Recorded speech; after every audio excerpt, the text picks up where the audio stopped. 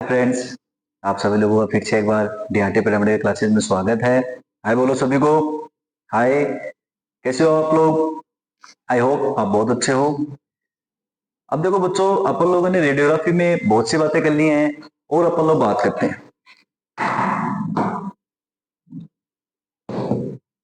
ठीक है, ध्यान रखना सभी का। देखो, रिस्ट की जो रेडियोग्राफी है उसमें मैंने आपको दो व्यू बताए थे, ठीक है। और भी होते हैं बहुत से, उनकी बात करेंगे। आज अपन लोग पहले पढ़ते हैं फोर आर्म के बारे में। इस जरिए फोर आर्म क्या है और क्या नहीं होता है इसकी बात करते हैं। फोर आर्म आपको पता है, मैंने बताया था आपको, ये आपकी अपर लिम है। लिम का मतलब क्या होता है? जो सेंटर पार्ट है उसके साइड में जो प्रेजेंट होता है उसको लिम नाम देते हैं। लिम का मतलब क्या है? उसकी आपको पता हो अपेंडिकुलर स्केलेटन होता है जो सेंटर से साइड में होता है या साइड में अटैच होता है अपने, उसको क्या बोलते हैं? अपेंडिकुलर स्केलेटन सिस्टम बोलते हैं। इसको तो क्या बोलेंगे अपन लोग? अपर लिम। नीचे वाला क्या बोलेंगे? Lower limb. अपर लिम का मतलब क्या है बच्चों? इसके अंदर अपर लिम को मैंने बताया, इसको बोलते हैं आर्म, इसको बोलते हैं फोर आर्म, इसको बोलते हैं अपन लोग क्या? हैंड। हैंड की अपन लोगों ने बात कर ली, ठीक है। रिस्ट की अपन लोगों ने बात कर ली। अब बात करेंगे फोर आर्म के बारे में। किसके बारे में बात करेंगे? फोर आर्म के बारे में।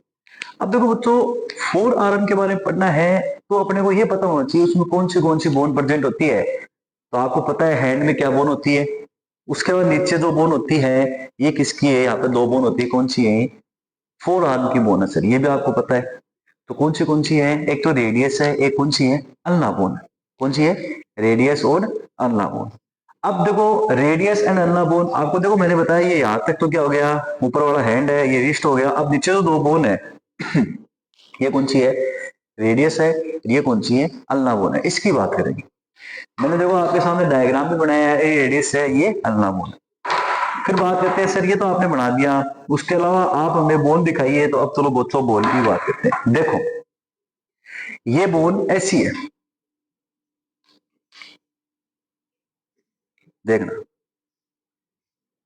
दिख रही है? ये बोन ऐसी है, ये तो है रेडियस बोन। रेडियस बोन तो ये इतनी ऐसी होती है, ठीक है। ये होती है अल्ना बोन। ये कौन सी है बच्चों? Ulna bone. ये तो सामने दिखाई देती है ऐसी, आप लोग सामने दिखाई दोगे तो ऐसे दिखाई देगी आपको।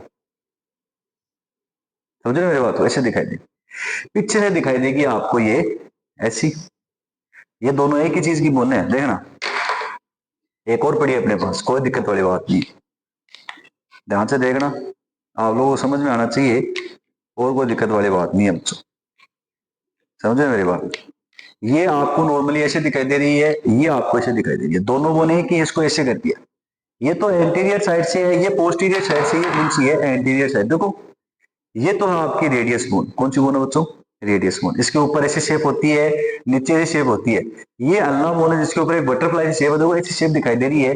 ये कौन सी है बच्चों? अल्ना बोन है। ये आपको ऐसे दिखाई दे रही है, ये अपनी अल्ना बोन है। समझ में आ रही है? ये यहाँ पे अल्ना बोन हो गई, इसको ऐसे कर दिया डिवाइडेशन, तो ये यहाँ पे अल्ना बोन हो गई। देखो दिखाई दे रहा है, इसको ऐसे कर दिया है। ये है अपनी रेडियस बोन, ये यहाँ पे ऐसी है, ठीक है। नीचे होता है यहाँ पे।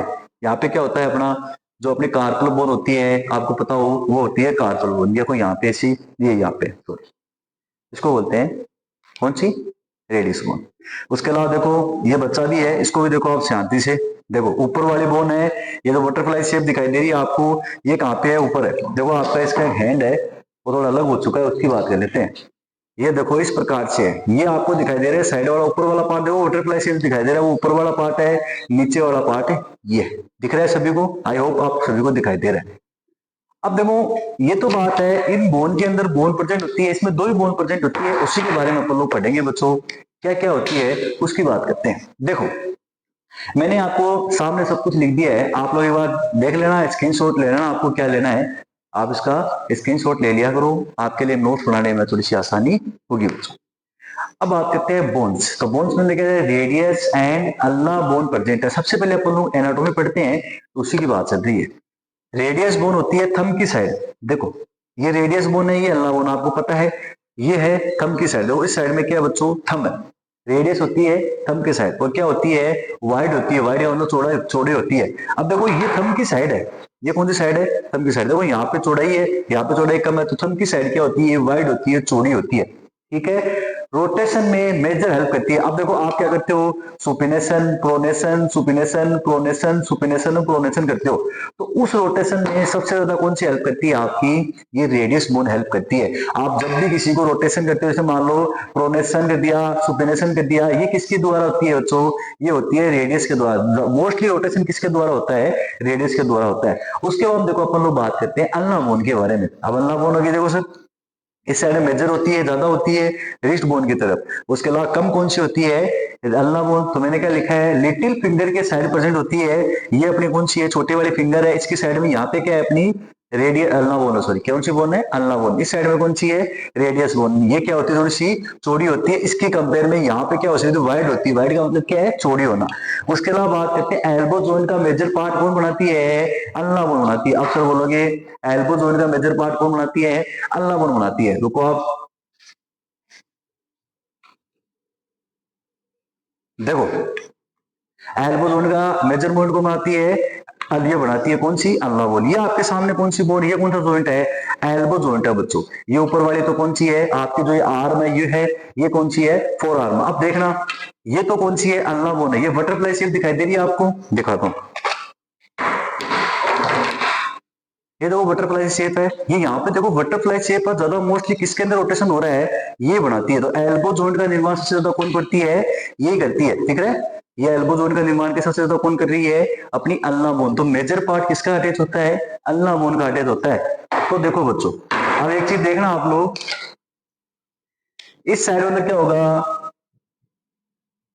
Elbow joint. सॉरी इस साइड में नहीं होगा बच्चों, ऊपर की तरफ होगा। यहाँ पे तो होगा रिस्ट जॉइंट, या नीचे क्या होगा, हैंड। समझ में आ गई ये बात, नीचे तो हेड होगा, दोनों साइड ही होगा, सेम नहीं बोल सकते। ये आपको सामने दिखाई देगा ऐसे, ठीक है, वो आपको ऐसे दिखाई देगा। ये पोस्टीरियर साइड हो जाएगा पीछे की तरफ। यहाँ पे क्या अटैच होगा बच्चों, एल्बो जॉइंट। क्या होगा अपना एल्बो जॉइंट। यहाँ पे क्या प्रेजेंट होगा बच्चों, एल्बो जॉइंट प्रेजेंट होगा। समझ में आई मेरी बात, आई होप आपको समझ में आया होगा। उसके बाद देखो मैंने क्या बताया, एल्बो जॉइंट का मेजर पार्ट कौन बनाती है, ये अपनी अल्ना बोन मेजर पार्ट बनाती है। मैंने आपको दिखाया भी है। देखो बच्चों ये क्या है, अल्ना बोन है। देखो बटरफ्लाई शेप दिखाई दे रही है आपको, ये ऐसे दिखाई दे रहा है। तो आप लोग ऐसे देखेंगे तो ये तो कौन सी है, रेडियस बोन है। ये कौन सी है, देखो मोस्ट पार्ट है बटरफ्लाई शेप जैसा, ये जैसा शेप है, ये पार्ट टच में है, दिख रहा है। ये पार्ट किसके टच में है, एल्बो जॉइंट के टच में। तो मेजर कौन बनाती है, एल्बो जॉइंट का निर्माण कौन करती है, अल्ना बोन करती है। उसके बाद मैंने क्या लिखा है, रेडियस बोन से मोर स्ट्रेट होती है। स्ट्रेट का मतलब क्या है, सीधी होती है। अब देखना ये तो क्या है, अल्ना बोन है बच्चों, ये क्या है, रेडियस बोन। आप देखो ध्यान से देखना, ये आपको सीधी दिखाई दे रही है एकदम, और थोड़ी सी ये क्या है, टेढ़ी है, दिख रही है क्या। इसका देखो तो एकदम सीधी नहीं है, और ये एकदम क्या है, सीधी होती है। मेरे बोलने का मतलब क्या है, जो अल्ना बोन है इससे क्या होती है, स्ट्रेट होती है, थोड़ी सी क्या होती है, मोर ज्यादा क्या होती है, सीधी होती है। ऐसे भी नहीं एकदम सीधी होती है, मतलब क्या इससे ज्यादा सीधी होती है, एकदम स्ट्रेट होती है, सीधी होती है। उसके बाद वो जॉइंट की बात करते हैं, इसमें जॉइंट प्रेजेंट होते हैं बच्चों, हाथ से होता है proximal and distal radio ulna joint.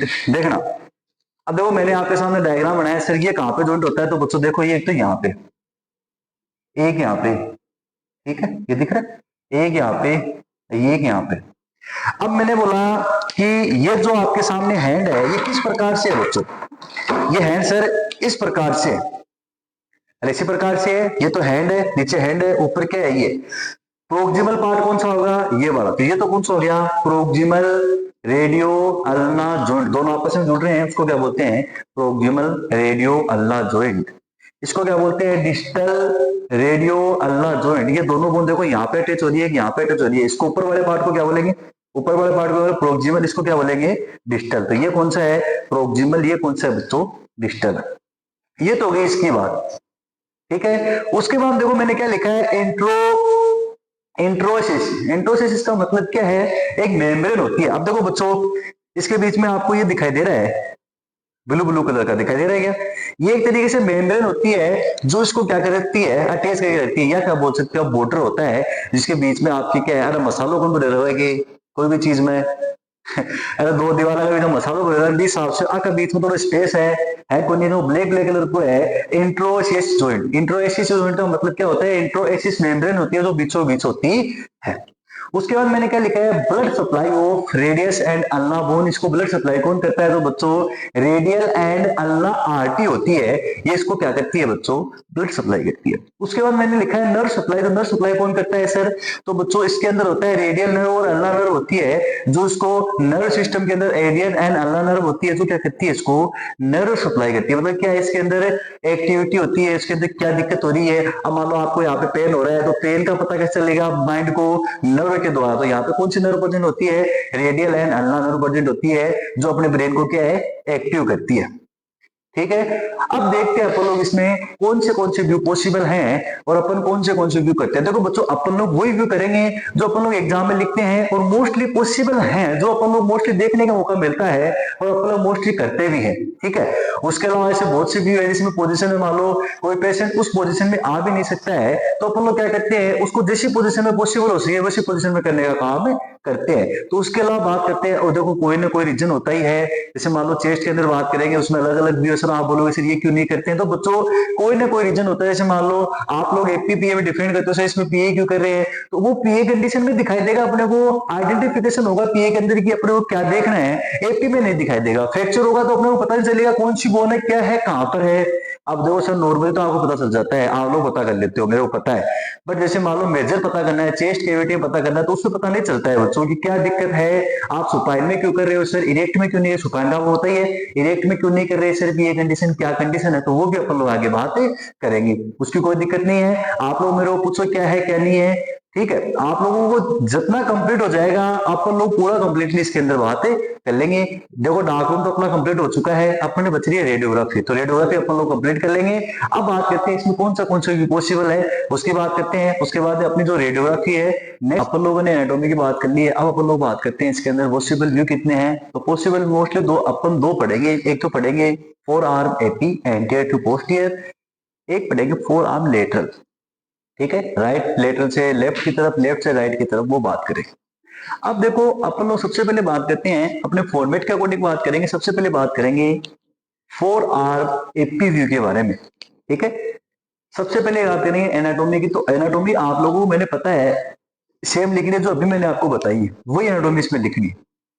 अगर आप साथ में कर रहे हो, पूरा व्यू कंप्लीट कर रहे हो, तो आप पहले एनाटोमी लिख सकते हो, इसको क्या करते हो स्किप कर सकते हो, इसको कैंसिल कर सकते हो व्यू के अंदर लिखने के लिए। अगर 20 नंबर क्वेश्चन आता है तो, अगर सिंगल पूछता है तो आपको एनाटोमी लिखनी ही पड़ेगी बच्चों। उसके अलावा बात करते हैं इसके इंडिकेशन की। तो इंडिकेशन में क्या, फ्रैक्चर इन फोर आर्म, इस के अंदर जो भी फ्रैक्चर होगा उसको देखने के लिए किया जाता है। बेसिक पोजीशन क्या होगा, एपी व्यू है तो कौन सा हो जाएगा, forearm AP anterior to posterior, ये एंटीरियर पार्ट, ये कौन सा है, पोस्टीरियर पार्ट। यहाँ पे एक्सरे में जाएंगे, यहाँ से निकले तो कौन सा हो जाएगा, एपी प्रोजेक्शन। कौन सा हो जाएगा बच्चों, एपी प्रोजेक्शन। अब बात करते हैं पेशेंट पोजीशनिंग की। सबसे बड़ी चीज यही है पेशेंट पोजीशन की, ये कैसे करें। तो देखो बच्चों, इसमें स्टैंडिंग में भी कर लो, सुपाइन में भी कर लो, कोई दिक्कत वाली बात नहीं है। अपन लोग सीटिंग में करते हैं मोस्टली। मैंने क्या लिखा, seated along side the table. मान लो आपके सामने एक ऊपर डायग्राम दिखाया गया है जिसमें पेशेंट बैठा है, ठीक है, सीटेड अलोंग साइड। जैसे मान लो अलोंग साइड का मतलब क्या, अलग ही बैठा हुआ है, यहाँ पे टेबल है, मैं इसके साइड में बैठा हुआ, ठीक है। आपको मैंने पहले भी कराया हैंड के अंदर भी, तो दिक्कत नहीं आनी चाहिए। Along side the table and near the table effective part, near the table effective part, table के नियर, मतलब मान लो टेबल मेरे साइड में, जैसे मान लो यहाँ पे मेरा टेबल है, मैं ऐसे बैठा हूँ यहाँ पे साइड में, ये मेरा कौन सा पार्ट हो गया, फिर इफेक्टिव पार्ट हो गया इसकी साइड में। अगर ये होता तो कौन सा होता, ये नियर होता, इसका मतलब ये है। उसके बाद में कि arm abducted elbow fully extend, मतलब क्या है, जैसे मान लो मैं यहाँ पे बैठा हूँ, यहाँ पे टेबल है, आर्म, ये आर्म इसको मैंने क्या किया, abducted, elbow fully extend, elbow जो है फुल्ली एक्सटेंड, ये एक्सटेंड हो गया विद द सुपिनेटेड फोरआर्म, ये सुपिनेटेड, देखो ये प्रोन हो गया, ये सुपिनेटेड, समझ में आ गई। ऐसे करना है, सुपिनेटेड तो करना ही करना है, सीधी सी बात है। प्रोन कंडीशन से सुपाइन कंडीशन में आना, या सुपाइन, या सामने वाला बैक वाला पार्ट है दिखना चाहिए, सामने वाला पार्ट दिखिए क्या है, सुपिनेशन है। सुपिनेशन कंडीशन में क्या करना है, इसको तो अबडक्टेड करना है, इसको एक्सटेंड करना है, ऐसे करना है, एक्सटेंड सुपिनेटेड फोरआर्म को टेबल प्लेस करना है। यहाँ पे मैंने क्या कर दिया, टेबल पे प्लेस कर दिया। उसके बाद में क्या है, शोल्डर रोल। अब देखो बच्चों, टेबल नीचे होती है, जैसे मान लो टेबल यहाँ पे है तो मैं इसको नीचे क्या करूंगा, थोड़ा डाउन हो जाऊंगा। डाउन होने का रीजन क्या है, देखो शोल्डर को लोअर किया जाता है, शोल्डर को क्या करना, थोड़ा सा नीचे करना है, जिससे क्या हो, elbow and wrist joint, elbow and wrist joint, wrist joint and elbow दोनों क्या हो जाए, एक लेवल में आ जाए। अब आप ऐसे रहोगे तो ये तो नीचे रहेगा, ये ऊपर है, इसको क्या करना, डाउन करना है। ऐसे करोगे तो क्या हो जाएगा बच्चों, झुकना पड़ेगा थोड़ा सा आपको, झुकना तो पड़ेगा ही, तो दोनों क्या हो जाएंगे, लेवल में आ जाएंगे। केस शीट को इफेक्टिव फोर आर्म के अंडर प्लेस किया जाता है। केस शीट को क्या करना है, इफेक्टिव जो आर्म है, ये आर्म इफेक्टिव है, इसके नीचे क्या करना है, प्लेस किया जाता है, एंड साथ में एल्बो एंड जॉइंट को भी कवर किया जाता है। मतलब क्या, केस शीट को इस प्रकार प्लेस करना है कि एल्बो एंड जो फोर, जो एल्बो एंड रिस्ट जॉइंट दोनों क्या हो जाए, कवर हो जाए। जैसे मान लो ये केस शीट लगी हुई है, ये एल्बो जॉइंट है, ये कौन सा है, रिस्ट जॉइंट है, केस शीट के द्वारा बच्चों कवर हो जाए। उसके बाद में क्या है, styloid processed and AP condyle के बीच इक्वल डिस्टेंस हो। देखो अब देखो बात करते हैं, अपन लोगों ने एनाटॉमी तो पढ़ ली, यहीं पे बात कर लेते हैं। अब जैसे मान लो ये तो केसीट है आपकी, ये क्या है बच्चों, केसीट है, ये यहाँ पे एल्बो जॉइंट है, ये यहाँ पे कौन सा है, रिस्ट जॉइंट है। कौन जॉइंट है, रिस्ट, ये एल्बो, मैं बच्चों एक ही सीट में लिख रहा हूँ एल्बो। आपको पता है स्टाइलोड प्रोसेस क्या होता है, ये वाला पार्ट है, ये इससे जुड़ता है, इसी पार्ट को क्या बोलते हैं, स्टाइलोड प्रोसेस बोलते हैं। तो रिस्ट जॉइंट नीचे है तो ये ऐसे है, ये स्टाइलोड प्रोसेस हो गया। मान लो ये तो कौन सा हो गया, ये तो हो गया रेडियस, ये हो गया अल्ना, ठीक है, ये रेडियस स्टाइलोड प्रोसेस हो गया, ये कौन सा हो गया, अल्ना स्टाइलोड प्रोसेस हो गया। उसके बाद एपिकोंडाइल की बात करते हैं। सर एपिकोंडाइल तो आपको पता है ये क्या है, एपिकोंडाइल है, ऊपर क्या प्रेजेंट होते हैं, एपिकोंडाइल, किसके अंदर, इसके अंदर, इस बोन के अंदर, कौन सी आर्म वाली बोन, इसमें क्या प्रेजेंट होती है, एपिकोंडाइल। एक तो होता है मिडल एपिकोंडाइल, एक होता है लेटरल एपिकोंडाइल। इन तीनों में क्या होना चाहिए, इन चारों में क्या होना चाहिए बच्चों, इक्वल डिस्टेंस होना चाहिए। मतलब क्या है, जो ये डिस्टेंस है, ठीक है, इक्वल डिस्टेंस चारों में क्या होना चाहिए, बराबर। बात सीधी सी है, मिड वे बिटवीन कैसे होना चाहिए, पार्ट, पूरा पार्ट क्या होना चाहिए। यहाँ पे क्या है अपनी फोर आर्म, जिसमें दो बोन प्रेजेंट है, दो बोनों में क्या क्या प्रेजेंट है, एक में जो स्टाइलोड प्रोसेस प्रेजेंट है रिस्ट जॉइंट के पास में, एल्बो जॉइंट के पास में, जहां पर ये आर्म वाली होती है, इसके पास दो कोंडाइल होते हैं, एक एपिकोंडाइल, एक तो मिडल कोंडाइल हो गया, एक लेटरल कोंडाइल हो गया। इन दोनों के बीच की डिस्टेंस क्या होना चाहिए, इक्वल होना चाहिए। ये डिस्टेंस, ये डिस्टेंस, ये डिस्टेंस, ये डिस्टेंस दोनों बीच में बराबर होनी चाहिए। बात सीधी सी है, सेंटर में आना चाहिए। उसके बाद में क्या है, support the patient to immobilisation, patient को सपोर्ट देना है जिससे पेशेंट क्या नहीं करे, हिले डुले नहीं। ये तो बात है इसकी, समझ में आ गई, मेरी उम्मीद आपको समझ में आया। अब बात करते हैं एक्स रिबिम सेंटरिंग की। तो एक्स रिबिम सेंटरिंग नॉर्मल है, मैंने क्या लिखा है, mid way between wrist and elbow joint. जैसे मान लो ये अपना कहां पर गया, जमूरा, इसको छोड़ो, ये ले लेते हैं, रिस्ट जॉइंट एल्बो जॉइंट, इन दोनों के बीच में क्या करनी है, अपने को सेंटरिंग करनी है। ये कोंडाइल होता है, इसका लेटरल कोंडाइल, एपिकोंडाइल, ठीक है, लेटरल कोंडाइल और मिडल कोंडाइल, इन दोनों के बीच तो ऐसे करना है। यहाँ पे इक्वल डिस्टेंस सेंटर में होना चाहिए पार्ट, इसको कवर करना है, इक्वल डिस्टेंस सेंटर में होना चाहिए पार्ट, ठीक है। उसके अलावा इसके बीच में क्या करनी है, सेंटरिंग करनी है, मिड वे बिटवीन कौन सी, elbow joint and wrist joint, wrist joint के बीच में और एल्बो जॉइंट के बीच में सेंटरिंग करनी है। अपीयरेंस की बात करें तो आपको ऊपर एक डायग्राम दिखाया है, इसमें अपीयरेंस दिखाई दे रहा है, इसमें क्या दिखाई दे रहा है, बोथ जॉइंट क्लियर सीन, तो बोथ जॉइंट भी क्लियर सीन होंगे। आपने इसको कवर किया है तो दोनों क्लियर सीन होंगे। उसके अलावा styloid process, radius ulna, styloid process clear seen होंगे। उसके अलावा फैक्टर आप लोग देख लेना, क्या देखना है, 55 से 60 फैक्टर, 50 से 55 फैक्टर है, 8 से 10 क्या है, एमएस है, एफएफडी 100 सेंटीमीटर है। बाकी का आपको फॉर्मेट पता ही है, एक शीट साइज है 10 से 12 लेनी है।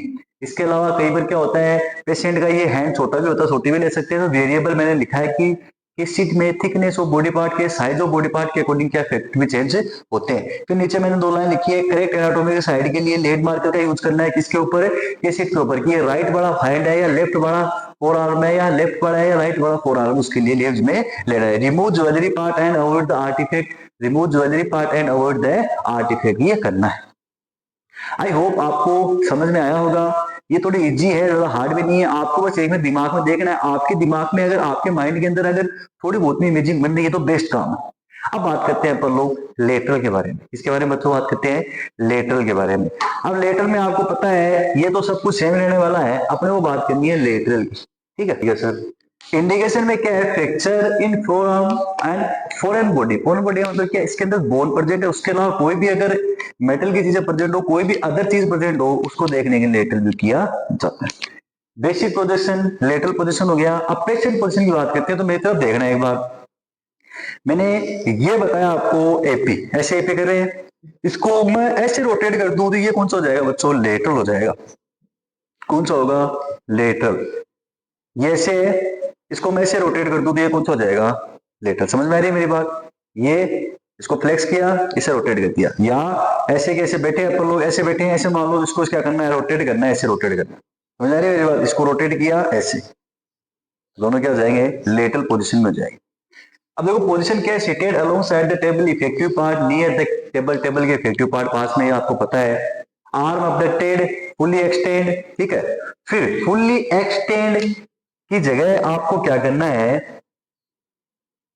फुल्ली एक्सटेंड विथ सुपिनेटेड तो है ही, विथ में और क्या करना आपको? Flexed the elbow joint.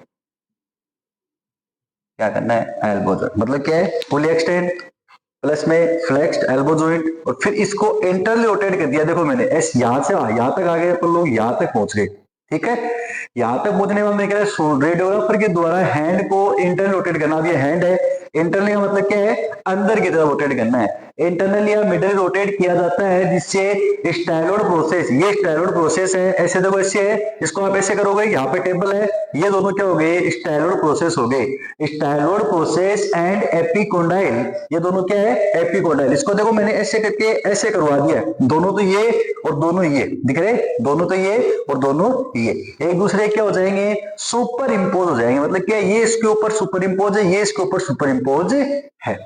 उसके बाद एसिड को क्या है? इस टोटल पार्ट के अंदर कवर करना है। वो की वही बात है कि जिससे elbow joint and wrist joint दोनों क्या हो जाए? कवर हो जाए। उसके बाद पेशेंट को क्या करना है? मूवमेंट के लिए स्टॉप करना है, सपोर्ट देना है, जिससे पेशेंट हिले डुले नहीं। उसके बाद देखो मिड में between wrist joint and elbow joint के बीच सेंटरिंग करनी है।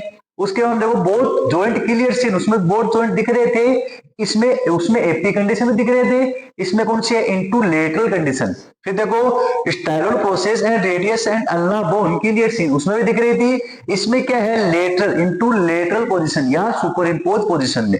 फैक्टर है 50 से 55, ठीक है, साथ में 8 से 10। उसके अलावा अपन लोग बात कर सकते हैं, ये भी क्या होते हैं बच्चों? वेरिएबल होते हैं। वेरिएबल का मतलब क्या है सर? ये क्या होता है? थिकनेस ऑफ बॉडी पार्ट के अकॉर्डिंग डिफरेंट डिफरेंट होते हैं। फोकल स्पॉट साइज स्मॉल, बाकी का क्या है? पूरा पोर्शन सेम है।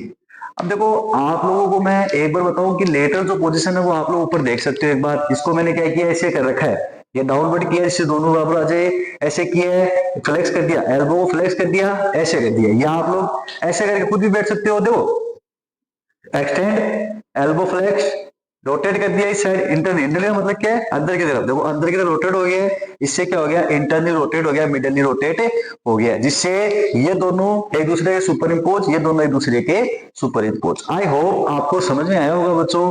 उसके अलावा बात करते हैं, आपके सामने ऐसा है ये पूरा, देखो ये दिख रहा है, ये रिस्ट जॉइंट है, ये एल्बो जॉइंट है, दिख रहा है। इसको मैंने एक से किया, पीए की एपी की, आपको याद होता है एपीवी किया, AP anterior to posterior, X X भी मारी है।